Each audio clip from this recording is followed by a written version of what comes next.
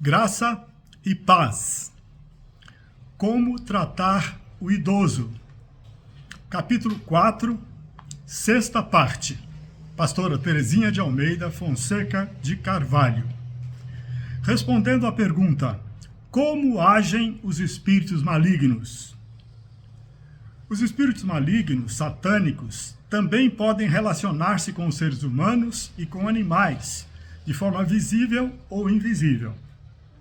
Inclusive, podem influenciar a mente da pessoa, esteja ela acordada ou dormindo. No ocultismo, no espiritismo, no candomblé e nas religiões similares, é comum as pessoas incorporarem espíritos que dizem serem guias, familiares falecidos, mestres ou médicos falecidos, e etc. O esposo de uma nossa vizinha era alcoólatra. Tivera que amputar as 2 pernas e veio a falecer. 15 dias depois, ele apareceu no quarto dela inteiro, com pernas normais, a mesma voz e fisionomia. Ela perguntou: "O que você está fazendo aqui?" Ele respondeu: "Vim para ficar." Ela era idosa, lúcida, católica, corajosa. Começou então a rezar: "Creio em Deus Pai Todo-Poderoso e em seu Filho, Jesus Cristo." Nesse mesmo instante, o que dizia ser seu esposo, e era realmente idêntico a ele, dissolveu-se como uma estátua derretida. Era um demônio materializado, com corpo físico semelhante ao do esposo dela, mentindo e decidido a ficar na casa dela. As intenções e ações dos demônios são sempre malignas, destruidoras, enganadoras. Um pastor, amigo nosso, foi orar na casa de um casal que estava em vias de se separar devido a problemas conjugais e familiares. No momento em que ele orava, uma estatueta que estava sobre um móvel em frente ao casal voou e veio até eles, espatifando-se no chão. Um espírito maligno estava alojado na estatueta e dali influenciava o casal para destruir o casamento e a família. O espírito maligno foi expulso e a família foi restaurada. A doutora e batalhadora espiritual Rebecca Brown, em seu livro Ele Veio para Libertar os Cativos, narra a história verídica de uma cliente que ao nascer, o sangue do seu cordão umbilical foi oferecido a Satanás através da enfermeira que participava do parto. Os demônios nela incorporados desencadearam vários tipos de câncer em seu corpo físico. O trabalho de libertação espiritual nessa cliente foi árduo, longo e desgastante para ela e para a médica, porém vitorioso. Ela foi liberta e curada. Observação: as pessoas que são consagradas a espíritos malignos são inteiramente dirigidas por eles. Não têm forças para lhes resistir. Geralmente elas apresentam manifestações estranhas, inclusive convulsões, chegam a se debater no chão, se arrastam e rolam, falam com voz demoníaca, ou adquirem uma força descomunal que nem 10 pessoas conseguem deter. Tendo sido libertas, ao voltar ao estado consciente, as pessoas não se recordam do que lhes aconteceu quando o espírito maligno se manifestou. Somente a autoridade do nome de Jesus é capaz de expulsar os demônios. Está escrito: quando o espírito imundo sai do homem, anda por lugares áridos procurando repouso, e não o achando, diz: voltarei para minha casa de onde saí. Então vai e leva consigo outros 7 espíritos, piores do que ele, e entrando, habitam ali. E o último estado daquele homem se torna pior do que o primeiro. Conforme Lucas, capítulo 11, de 24 a 26. É falta de conhecimento bíblico e responsabilidade ordenar em nome de Jesus que os espíritos malignos saiam da pessoa, e não apresentar a elas a mensagem de salvação. Porque se elas não confessarem seus pecados e não receberem o Espírito Santo pelo mérito de Jesus, sua casa interior continuará à disposição dos espíritos malignos, conforme Mateus 12, versos 43 a 45. Respondendo à pergunta, o que é ficar possesso? Resposta: posse significa propriedade legalmente possuída. Possessão é domínio. Os espíritos malignos têm poder para tocar e entrar dentro das pessoas, se elas estão com brecha de pecado. Sabemos que todo aquele que é nascido de Deus não vive no hábito do pecado. Antes, aquele que nasceu de Deus o guarda, e o maligno não o toca. 1 João 5, verso 18. As pessoas que conscientemente vivem no hábito do pecado são aquelas que sabem que estão pecando, mas não conseguem viver sem satisfazer seus desejos voluntários, inconvenientes, pecaminosos. As pessoas ficam endemoninhadas, controladas pelos espíritos malignos que encontraram brecha, uma abertura legal para entrar. Os espíritos malignos falam através da pessoa, como a voz que identificamos com facilidade, e algumas vezes falam inclusive em línguas estranhas, espirituais, malignas. Presenciei isso acontecer com uma pessoa. A voz do espírito maligno era ora suave, ora agressiva. A pessoa precisava receber cura interior, passar por batalha espiritual e anulamento de maldições espirituais, rejeição de pactos satânicos e de participação em cerimoniais e territórios malignos, para então ser liberta totalmente. Observação: há vários grupos que têm autoridade, santidade e conhecimento suficiente para realizar batalha espiritual, cura interior, anulamento de maldições espirituais. A exemplo, a pastora Tânia Teresa, a pastora Neuza Tioca e outros mais. O cristão que verdadeiramente teve seu espírito vivificado por Deus no momento do novo nascimento espiritual, que anda no Espírito, em sintonia com o Espírito Santo, que procede do Pai Eterno e de seu Filho Cristo Jesus, que persevera na obediência aos ensinamentos de Deus, não fica possesso. Esse cristão, em santidade, não fica possesso, porque já é possuído pelo Espírito Santo que nele habita. O Espírito Santo mora em seu corpo. Ele é posse de Deus, propriedade santa selada. Já o cristão carnal, aquele que ainda é dominado pelas concupiscências da carne, prostituição, impureza, lascívia, idolatria, feitiçarias, inimizades, porfias, ciúmes, iras, discórdias, dissensões, facções, invejas, bebedices, glutonaria e coisas semelhantes a essas, esse cristão carnal é aquele descrito em Gálatas, capítulo 5, versos 19 a 21. Ele corre o risco de, como o ímpio, também ficar endemoniado. Observação: lascívia são modos libertinos e desregrados, abuso moral, sensualidade exagerada. Impureza é sujo, pecaminoso, impuro. Porfia é confronto verbal intenso, discussão, competição. Glutonaria é gula, comer e beber excessivamente. Endemoniado ou endemoninhado é estar sob influência demoníaca. Quando o espírito maligno tem acesso à mente da alma da pessoa, ele pode interferir nos seus sonhos enquanto ela está adormecida. Com relação a sonhar, há sonhos relacionados a situações vivenciadas ou a ataques malignos. E há sonhos que são revelações proféticas recebidas de Deus. Através do sonho, vem à tona o que está oculto no nosso inconsciente. Enquanto sonhamos, o cérebro está fazendo um balanço neurofisiológico do que vivenciamos durante o dia.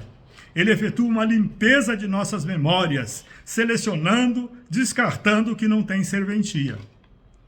Do ponto de vista bíblico, o Espírito Santo de Deus, o único que tem acesso ao nosso inconsciente, nos adverte, orienta, revela mistérios e nos conduz à interpretação deles, sempre com o objetivo de nos avisar, nos ajudar a nos rever e a como agir.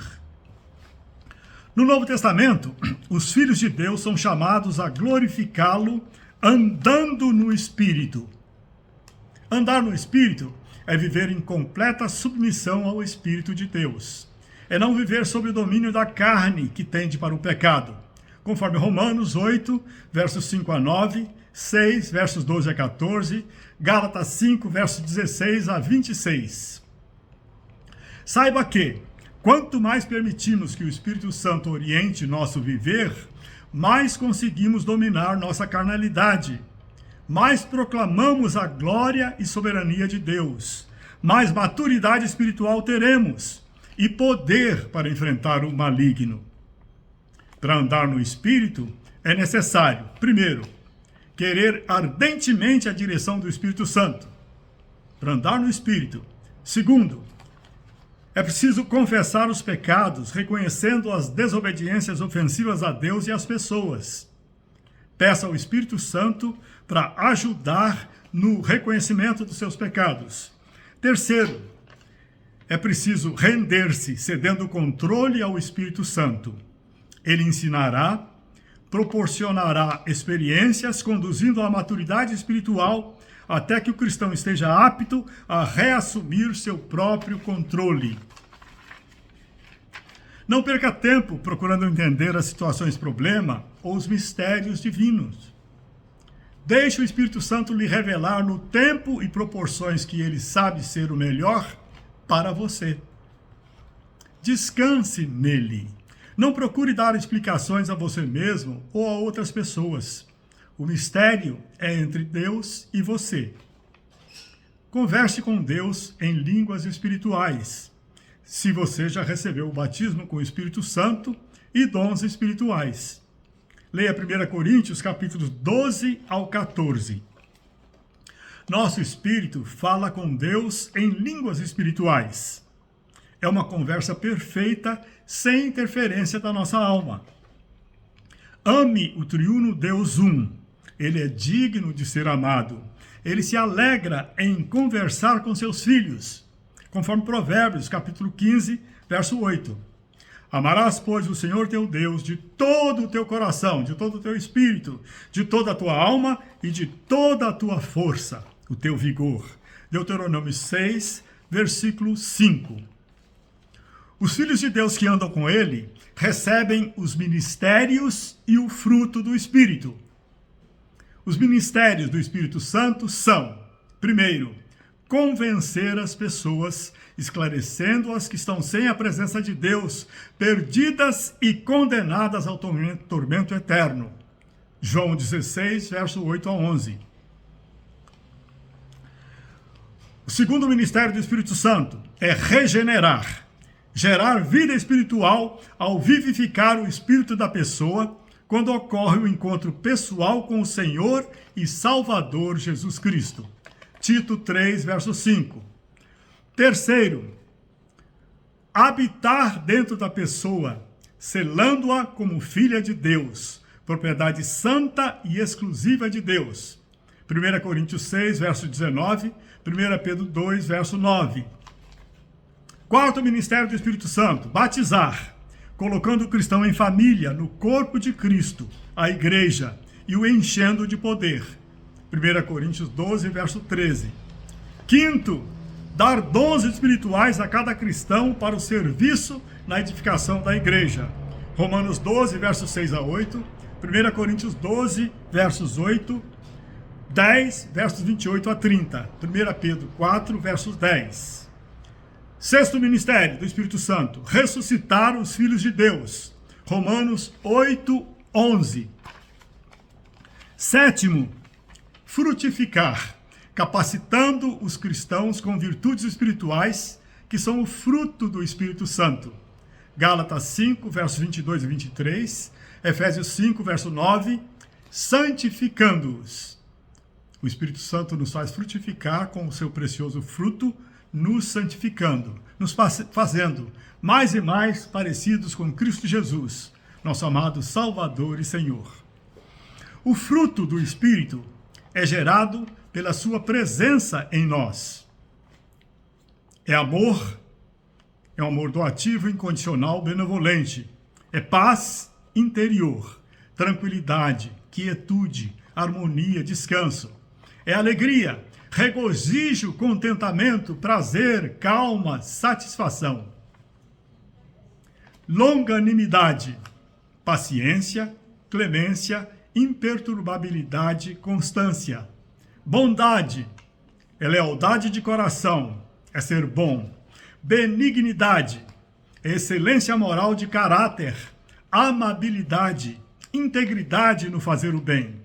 Fidelidade, é sinceridade, fé, convicção moral da verdade.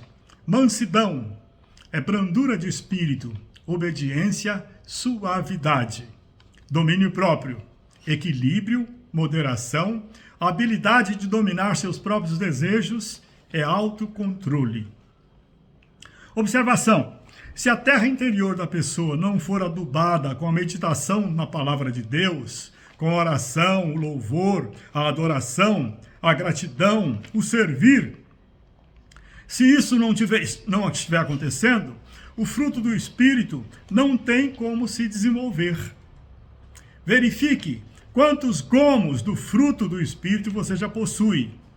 Ore a respeito.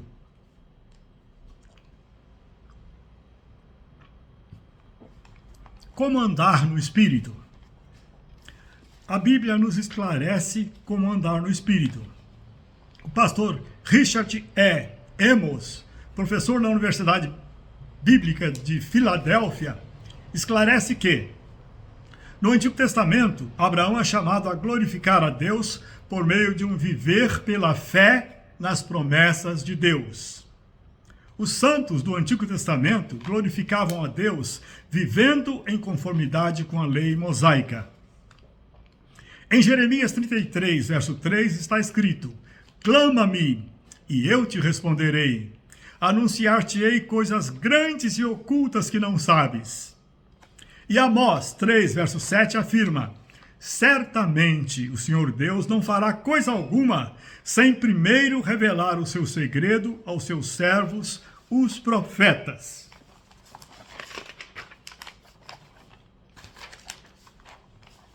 Observação: no tempo da lei, o profeta que falasse a palavra que não era do Senhor Deus era apedrejado. Leia Deuteronômio 13, versos de 1 a 11. Levava-se muito a sério o dom recebido. Atualmente, no tempo da graça, pelo mérito de Jesus Cristo, é preciso estar alerta e avaliar as revelações, as visões e mensagens que os profetas estão entregando ao povo.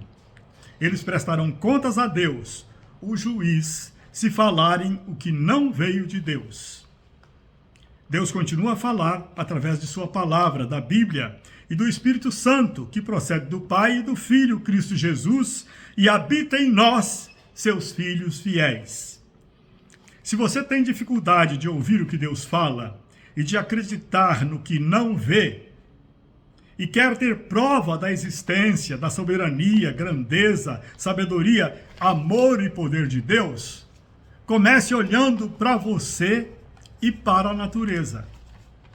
Feche seus olhos físicos e olhe para dentro de si. Explique de onde você veio e a sua capacidade de pensar, sentir, querer, decidir e agir. Como você explica a existência de diferentes astros, plantas, flores, frutas, animais, aves, insetos, etc. A seguir, então, leia os capítulos 38, leia os capítulos de 38 a 42 do livro de Jó e o Salmo 50. Observação: leia devagar, em seus momentos a sós com Deus. Reflita, medite, deixe a palavra de Deus penetrar em você e o Espírito Santo vivificá-la e transformar você. Então, humildemente, Ore agradecendo a Deus com fé, paz e alegria, agradecendo o aprendizado e a bênção recebidos. Gradativamente, você atingirá o nível de fé, vida de oração e santidade que agrada a Deus, que lhe conduzirá a andar em comunhão com Deus no poder do Espírito Santo. Vida de oração. Orar é conversar com Deus. É uma das coisas mais importantes estabelecidas pelo próprio Deus. É comunicação espontânea, pessoal, é comunhão. Conversam com Deus as pessoas que são íntimas dele, que reconhecem sua soberania, seu amor, poder, fidelidade e misericórdia. Deus diz em Provérbios 15, verso 8, que a oração dos retos é o seu contentamento.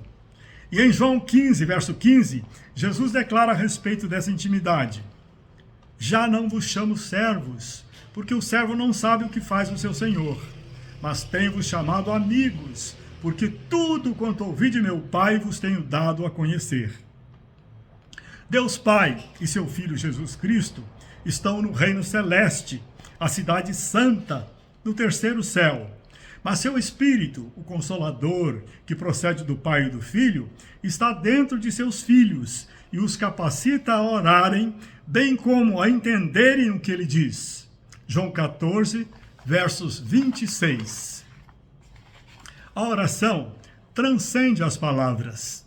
Ela é vida. Brota do fundo do nosso ser. Vida de oração é o viver em constante intimidade com Deus. É permanecer na presença de Deus dia e noite. Observação: o espírito do ser humano não dorme. E o Espírito Santo o ministra também enquanto o corpo físico e a alma estão repousando. Em 1 Tessalonicenses 5, verso 17, o apóstolo Paulo nos orienta: orai sem cessar. Isso significa: tenha vida de oração. Jamais rotule a pessoa que não tem o hábito de orar em voz alta, em público ou em casa, ou que não frequenta reuniões de oração. Somente Deus a conhece em profundidade. Ela pode estar em grande intimidade com Deus, no silêncio e na ação. A vida de oração conduz à adoração a Deus. A adoração é o mais alto nível de oração. Ela é comunhão. Minha mãe tinha vida de oração. Era adoradora nesta terra e continua a ser em plenitude no céu, no paraíso celeste.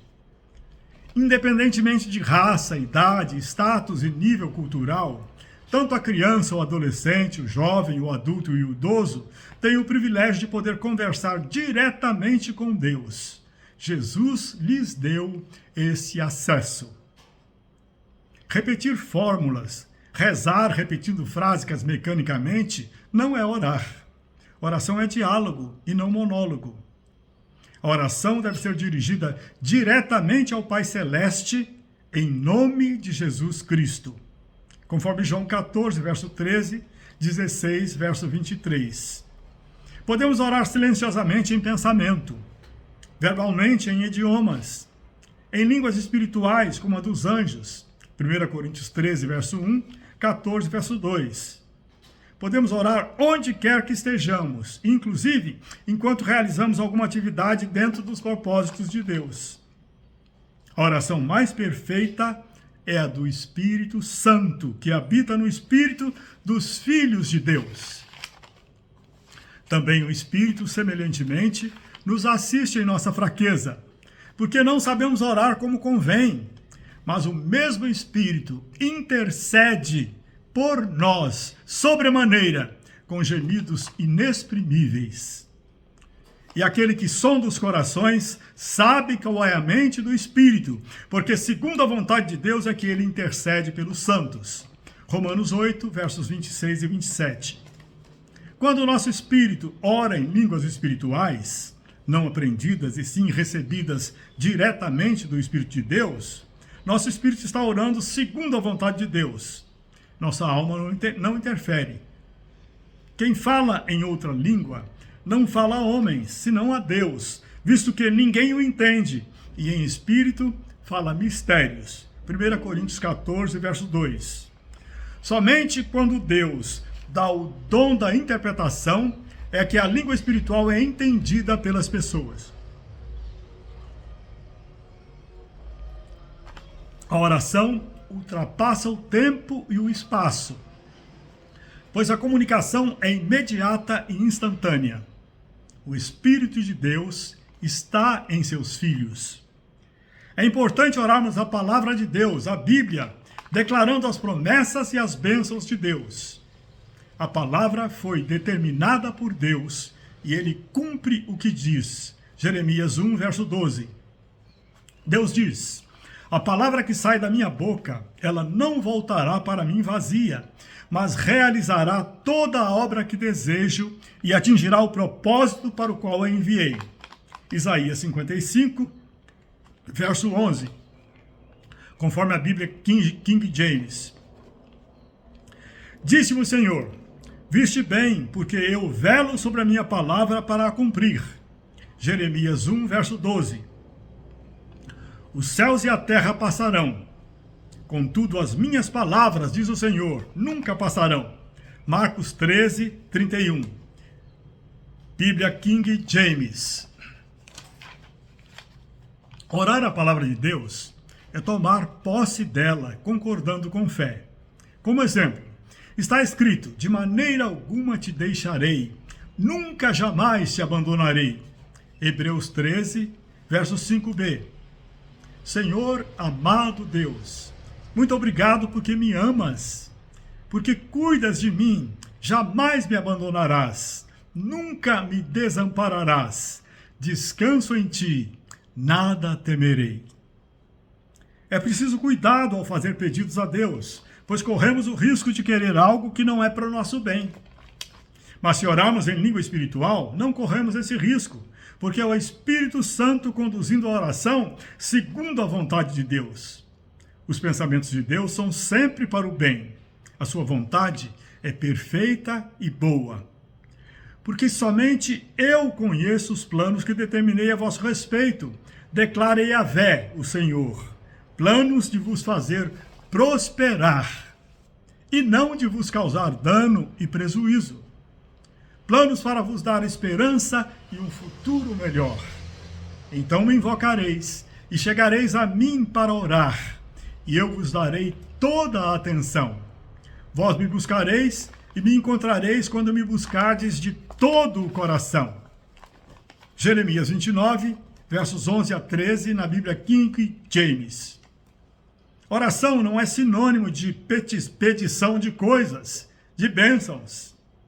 Há vários modos de orar, reconhecendo a soberania, amor, fidelidade e poder de Deus, rendendo-lhe graças pelo recebido, louvando-o por seus feitos, suplicando ajuda, intercedendo por outras pessoas e nações, entregando a Deus as situações, problemas pessoais, familiares, nacionais, submetendo-se à vontade de Deus, aguardando sua direção, decretando cura em nome do Senhor Jesus, adorando ao triuno Deus um. A unção com óleo consagrado, que representa o Espírito Santo, pode acompanhar a oração. Isaías 10, verso 27, diz que a gordura, o óleo, despedaça o jugo que está oprimindo a pessoa. A unção é feita em nome do Pai, do Filho e do Espírito Santo. Oração contrária à palavra de Deus é fogo estranho no altar de Deus e traz graves consequências para a pessoa que orou malignamente. Leia Salmo 109, versos 17 e 18, Provérbios 26, verso 2. Ao se levantar, comece por agradecer e glorificar a Deus pelo sono que você teve, pela sua vida e da sua família, pelas bênçãos que terá durante esse dia. Peça ao Espírito Santo para conduzir e orientar você em tudo o que fizer, e que seja para a honra e glória de Deus. Coloque sob a proteção de Deus. E ao se deitar para dormir, agradeça pelas bênçãos recebidas durante o dia, pelos livramentos de perigos. Peça ao Espírito Santo para falar ao seu espírito enquanto você estiver dormindo.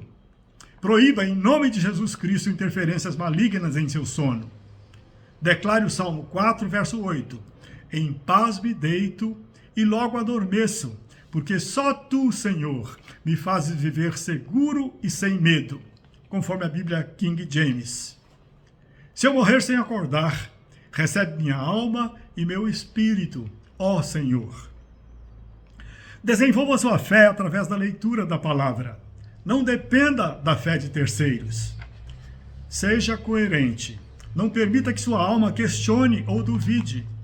A solução dos problemas compete a Deus. Ele sabe como e quando realizá-la. Evite ficar falando sobre os problemas, sobre a sua falta de saúde e derrotas. Não alimente o maligno. Pense, sinta, fale e faça somente o que é bom. Somente o que é nobre, agradável, puro, amável, verdadeiro, justo e respeitável. Filipenses 4, versos 8. Por que nem toda oração é ouvida e atendida? A oração não é ouvida nem respondida porque não estamos obedecendo os princípios estabelecidos por Deus. As vossas iniquidades fazem separação entre vós e o vosso Deus. E os vossos pecados encobrem o seu rosto de vós, para que vos não ouça. Isaías 59, verso 2. Nossos pecados impedem que Deus nos ouça. Observação. Iniquidade é falta de equidade, de integridade. É falta de retidão, de caráter. Pecado é transgressão à lei de Deus. É transgressão ao que está escrito na Bíblia. É errar o alvo, errar os propósitos estabelecidos por Deus. Porque os olhos do Senhor repousam sobre os justos, e os seus ouvidos estão abertos às suas súplicas. Amas o rosto do Senhor? Desculpe, porque os olhos do Senhor repousam sobre os justos, e os seus ouvidos estão abertos às suas súplicas. Mas o rosto do Senhor está contra aqueles que praticam males. 1 Pedro 3, verso 12. Maridos, vós igualmente vivei a vida comum do lar com discernimento, e tendo consideração para com a vossa mulher como parte mais frágil.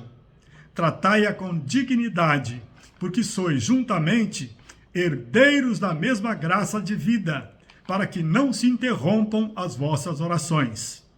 1 Pedro 3, verso 7. Se eu no coração contemplar a vaidade, o Senhor não me teria ouvido. Salmo 66, verso 18. O que duvida é semelhante à onda do mar, impelida e agitada pelo vento. Não suponha esse homem que alcançará do Senhor alguma coisa. Homem de ânimo duplo, fingido, inconstante em todos os seus caminhos. Tiago 1, versos 6 a 8. Não vos corrompais e vos façais alguma imagem esculpida na forma de ídolo, semelhança de homem ou de mulher, semelhança de algum animal que está na terra, semelhante a algum volátil que voa pelos céus. Não levante os olhos para os céus e vendo o sol, a lua e as estrelas, a saber, todo o exército dos céus, seja seduzido a inclinar-te perante eles. Deuteronômio 4, versos 16 a 19.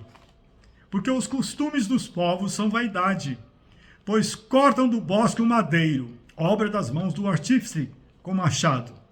Com prata e ouro o enfeitam, com pregos e martelos o fixam, para que não oscile. Os ídolos são como um espantalho em pepinal e não podem falar. Necessitam de quem os leve, porquanto não podem andar. Não tenhais receios deles, pois não podem fazer o mal, e não está neles o fazer o bem. Jeremias 10, versos de 3 a 5. Desde que cessamos de queimar incenso à rainha dos céus e de lhe oferecer libações, tivemos falta de tudo e fomos consumidos pela espada e pela fome. Reclamação do povo de Israel. O Senhor já não podia, por mais tempo, sofrer a maldade das vossas obras, as abominações que cometestes. Pelo que a vossa terra se tornou deserta, um objeto de espanto e de desprezo e desabitada, como hoje se vê. pois queimastes incenso e pecastes contra o Senhor. Não obedeceste à voz do Senhor, e na sua lei e nos seus testemunhos não andastes. É por isso que vos sobreveio este mal, como hoje se vê. Jeremias 44, versos 18 a 23. Observação. A hierarquia maligna, anjos rebeldes, cujo príncipe é Satanás, tem direito legal de atacar quem vive no hábito do pecado, conforme 1 João 5, versos 18 e 19. Satanás se transforma em anjo de luz para enganar, 2 Coríntios 11, verso 14. Satanás e seus demônios, antes de serem expulsos do terceiro céu, do paraíso celeste, haviam recebido poder e dons. E os dons são irrevogáveis, isto é, não se pode anular. Por isso, os espíritos malignos conseguem realizar curas, separar casais, conceder riquezas, etc. Em troca, aprisionam a alma da pessoa. Deus condena o culto a anjos, Colossenses 2, verso 18. Somente ao Pai Celeste, a seu Filho Jesus Cristo e ao seu Espírito Santo podemos cultuar, louvar, glorificar, orar, interceder e adorar. Gálatas 1, verso 8, 2 Coríntios 11, 14, Colossenses 2, 18. Os espíritos malignos se alojam em estátuas ou outro objeto, tornando o seu ponto de contato com as pessoas donas desses objetos. Eles têm esse direito porque tais pessoas estão desobedecendo a ordem de Deus, o segundo mandamento, que está em Êxodo 20, versos de 4 a 6. Exemplificando, em uma reunião de oração na casa de um casal que estava para se separar, aconteceu algo sobrenatural. Enquanto o pastor orava, uma estatueta que estava sobre o móvel voou até onde estava o casal, espatifando-se no chão. Dentro dela estava alojado o demônio Asmodeus, que separa casais e destrói casamentos. Em nome de Jesus, foi expulso. A respeito de batalha espiritual, trataremos ainda neste capítulo. O que é que bloqueia a pessoa, impedindo-a de orar e obter resposta? O primeiro impedimento na nossa oração é incredulidade e dúvidas com relação ao caráter de Deus, do Deus vivo, e do que Ele fez por nós através de seu Filho Jesus Cristo. Leia Marcos 11, verso 24, Tiago 1, versos 5 a 7, Hebreus 3, 1 e 4, verso 14. E demais textos que serão citados a seguir.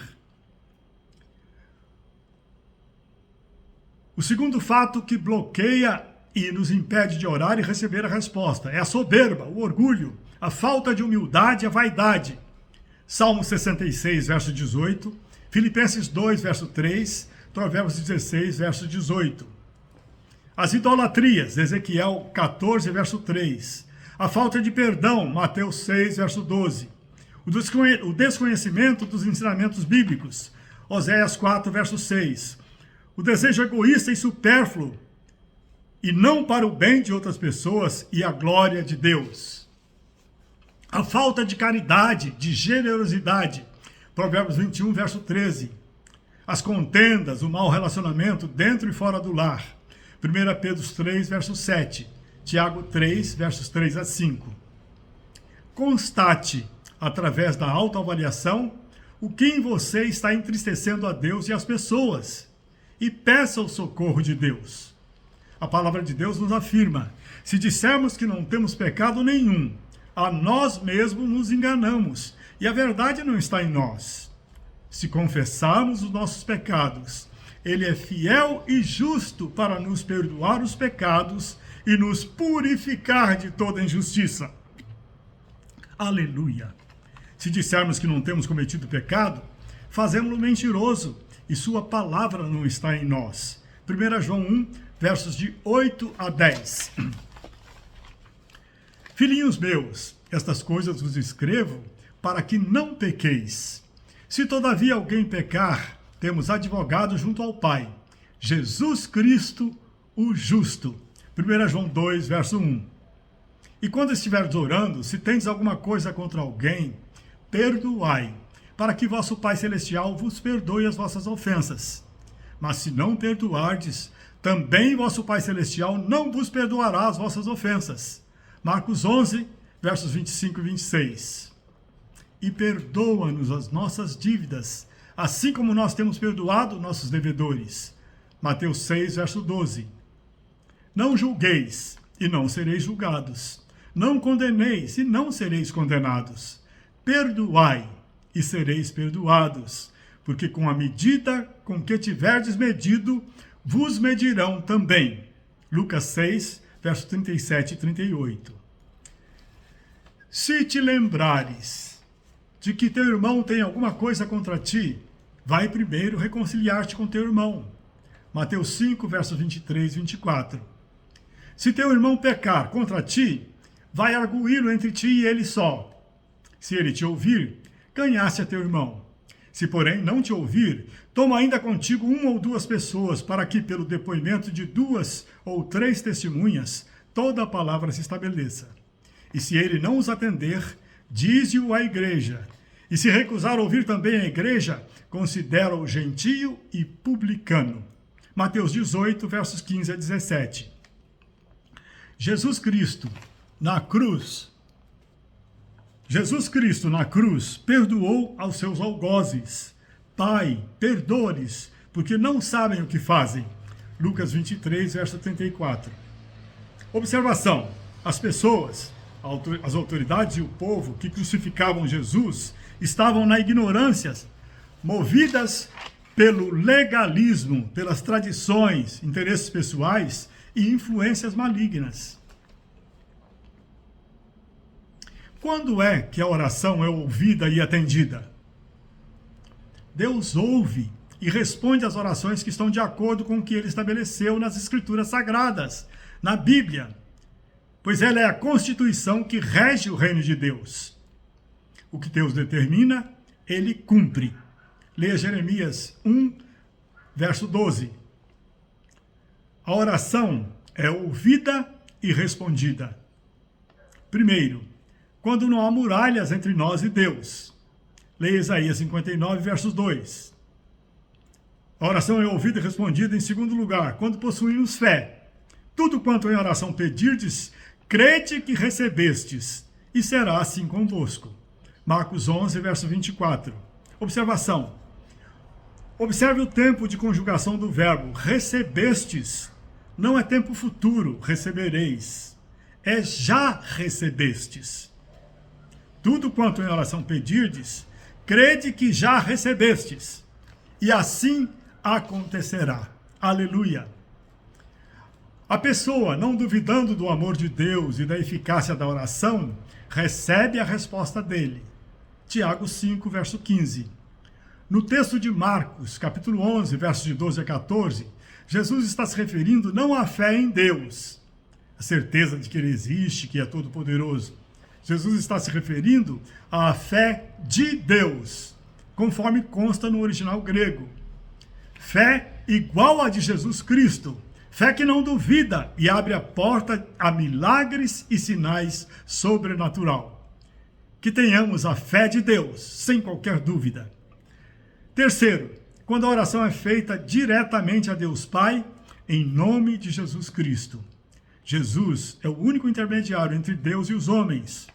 Porquanto há um só Deus e um só mediador entre Deus e os homens, Cristo Jesus, homem. 1 Timóteo 2, verso 5. O próprio Jesus afirmou. Respondeu-lhe Jesus: eu sou o caminho, a verdade e a vida. Ninguém vem ao Pai senão por mim. Ninguém vem ao Pai, porque ele e o Pai são um, junto com o Espírito Santo. E tudo quanto pedirdes em meu nome, isso farei, a fim de que o Pai seja glorificado no Filho. Se me pedirdes alguma coisa em meu nome, eu o farei. João 14, versos 13 e 14.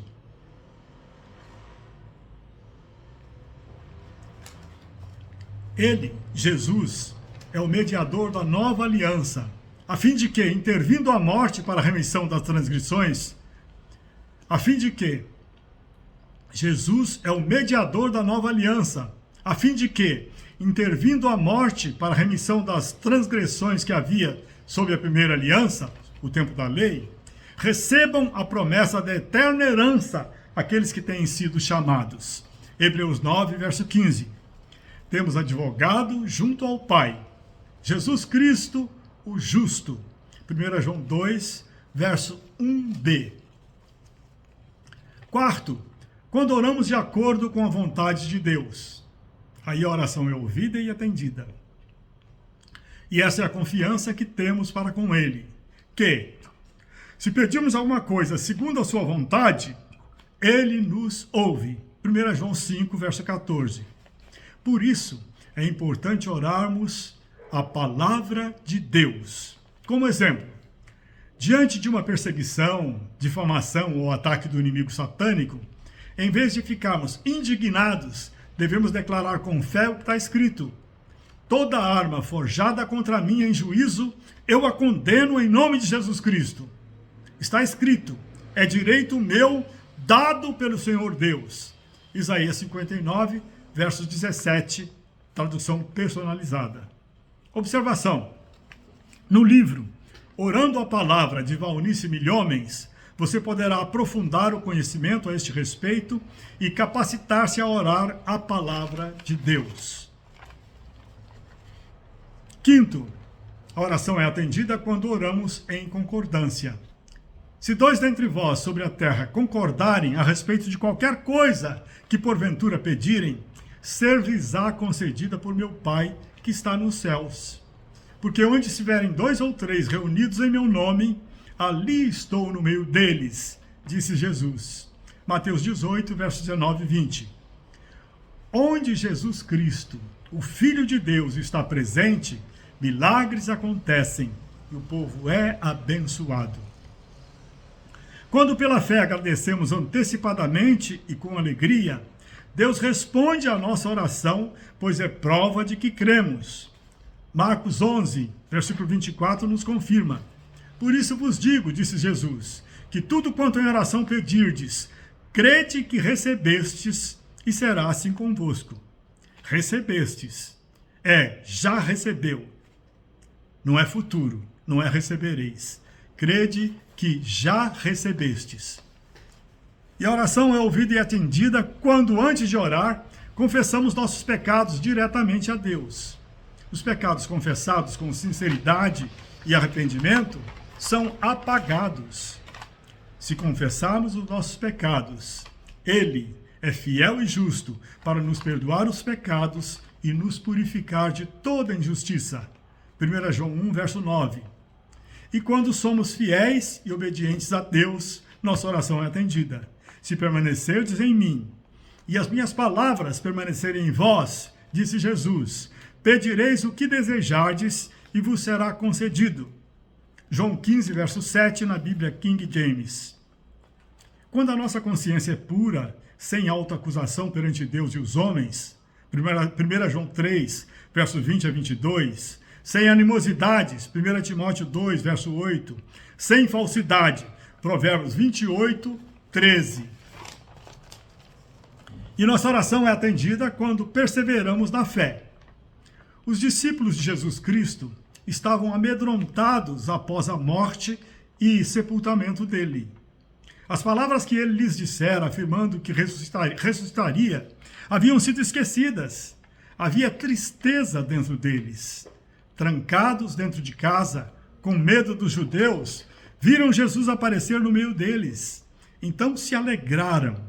O discípulo Tomé não estava presente, e quando os demais discípulos lhe contaram que Jesus havia ressuscitado, ele disse: se eu não vir nas suas mãos o sinal dos cravos, e ali não puser o meu dedo, e não puser a minha mão no seu lado, onde a lança perfurara e jorrara sangue e água, de modo algum acreditarei. João 20, versos 19 a 25. A dúvida de Tomé matou a sua alegria. Mas 8 dias depois, Jesus Cristo apareceu novamente diante dos discípulos que estavam de portas fechadas.